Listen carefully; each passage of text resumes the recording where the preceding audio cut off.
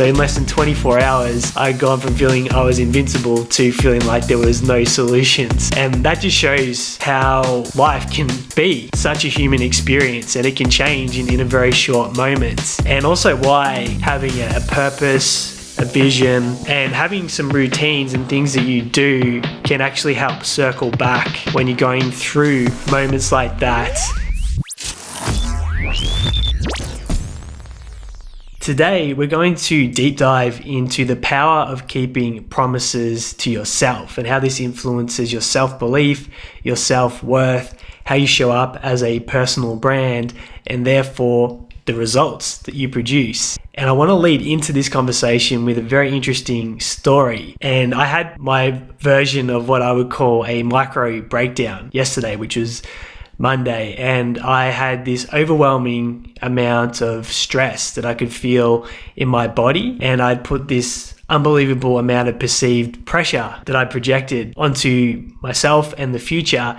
And at the moment in our private world, we're dealing with two very significant events that have 12-month roadmaps going on, and I'll talk more to them into the future. We're choosing to keep the situation very private at the moment, but what it's done, or what I perceived it's done, it's reduced my calendar and my perceived capacity. And what I felt was almost like a suffocation, and that I didn't have space and I couldn't get to the things I needed to get to produce the outcomes that I needed to produce, which heavily clashed with my values. And I didn't want to burden, for lack of a better word, this thought process onto anyone. And this was coupled with an unbelievable amount of inbound support for what's going on privately that I was fielding every single day. But it was the same conversation over and over again, and lots of advice, which can get quite overwhelming at any point in time. So I was in this place where my beautiful 6-year-old son, Bailey, and he also has a condition which we keep private. He's had it since he was born, and he'll have it for the rest of his life. And he has this habit of, whenever I go and pack something away and put it in a cupboard or on a shelf, he'll go grab that thing and put it back where it was. And then if I turn something on, he'll run and turn it off, and vice versa. And I'm very used to that, generally relatively calm and talk him through that and explain to him. But in this instant, I completely lost it at him and shouted and yelled.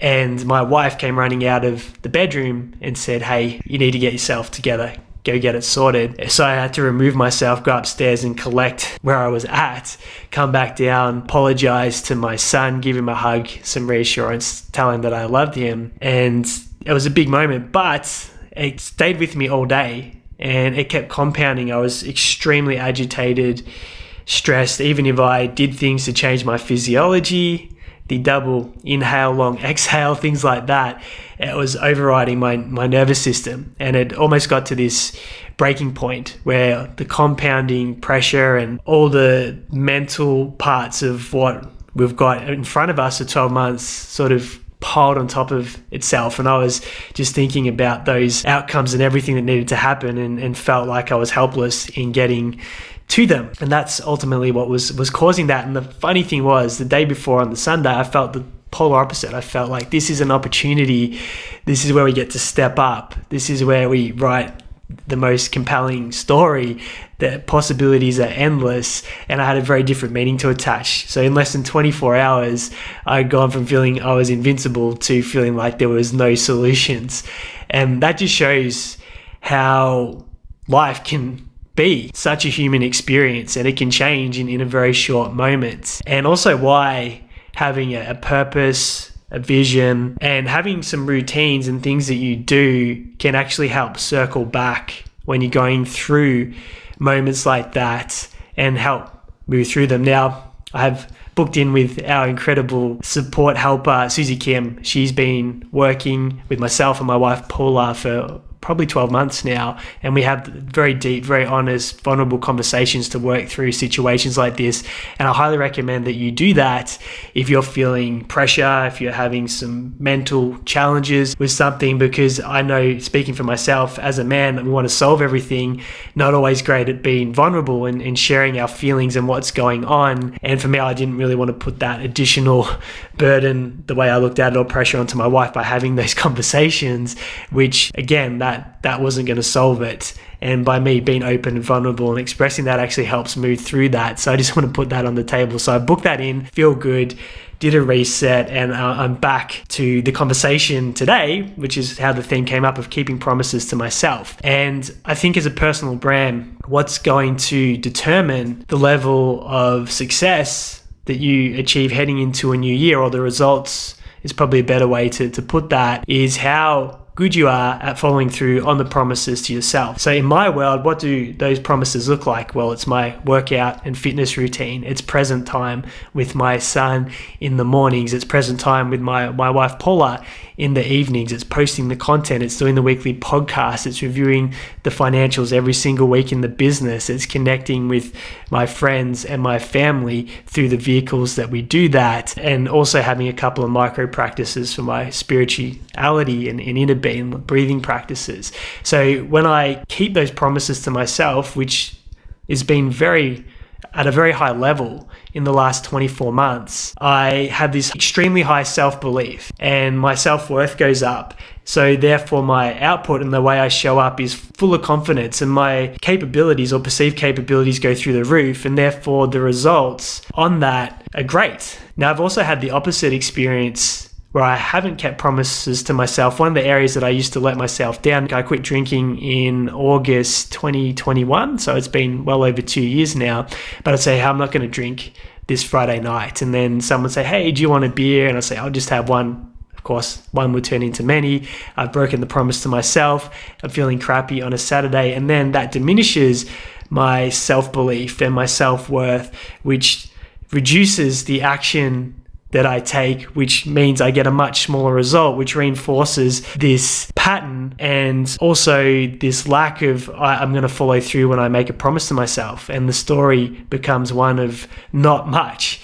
And therefore the results reflect that. So the question I have to you is, are there areas of your life, because this is really important, where you're breaking promises? And it could be in your fitness and your health. It could be in your business. It could be posting content. It could be getting started with this personal brand journey. You've committed to it. You said, I'm going to do it, but you're not doing the work or the activity that's required to get you to where you want to go. It could be in your relationship. It could be being present with a child, or reaching out or touching base with people that matter to you. My understanding is if you are able to start keeping those promises, you'll have that experience that I've been having in the last 24 months, where that self-worth, self-belief starts to increase, which influences that level of activity and therefore the results. And I think where a lot of people make the mistake is they make the promises way too big. And therefore it's very easy to get overwhelmed when you look at that and say, oh, I haven't got time, the space, or I can park that to tomorrow. The danger with that is, like I said, it compounds against you. And the trick for me was to make the promises very small. So initially when I was changing my health, it was just to put the shoes on and get out there. There was no predetermined time for how far or fast I had to run. It was just get out there, start moving. You can pull it in any time.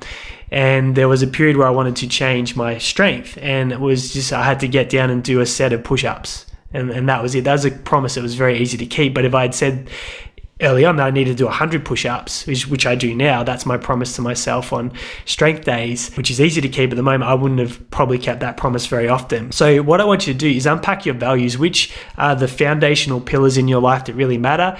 For me, it's definitely the relationships at home, the relationship with myself, and then everything else extends into health and fitness and business and all those areas. And if you're not following through consistently, make very small promises that you feel like you can keep. And that could be just walking around the block, 5 push-ups. It could be eating an apple instead of the ice cream. It could be 1 present minute with your child or your partner. And what you'll find is if you keep ticking those wins, you're going to build this unbelievable amount of self-confidence. And if you can do that over the next 30 days, it'll be December, and you hit 2024 stacking this self-worth and this self-belief, you're going to have so much movement in terms of your progress heading into a new year. And you'll be already sprinting when everyone else is just getting started. And what you'll find is that has laid some foundations to have the biggest 2024, the biggest 12 months of your life, and also equip you with that priming to be an epic personal brand. And I think we overlook often the importance of the inner work, and we often go to the strategy, but it's that inner game that gets the outer game and the execution in place. And I watch and I listen to a lot of my own community and friends, and they'll say, I'm going to do this, I'm going to do that. And then I see their behavior or their actions, and it doesn't always mirror the declaration that they've made. And you go, okay, so they're breaking those promises, and there's a cycle of that. Now, here's the tricky part. It's about keeping the promises that you don't declare in public, that they're just between yourself. So when I promise myself I'm going to get up at a certain time in the morning, only I know that I've made that promise. It's not public. And they're the ones where you really stack the wins, when you're able to keep the ones that are private between yourself, when you look in the mirror, that no one else knows about.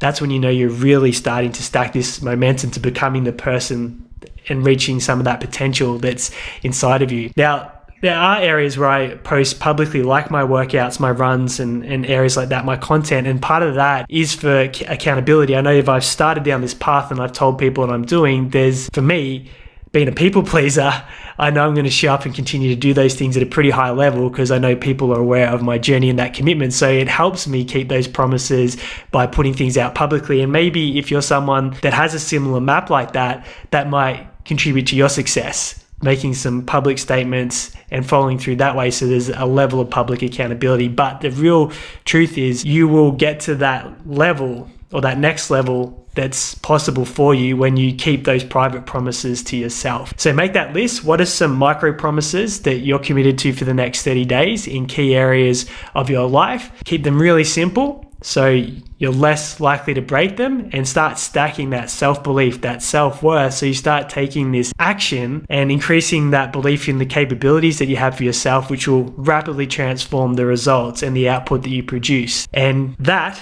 will set you on a very healthy pathway leading into 2024. So that's it. That's your homework for today's episode. If you're enjoying this conversation, please subscribe or follow on the platform you're listening on. And if it's possible to leave a review where you're tuning in from, a 5-star review will help more people find and discover this show.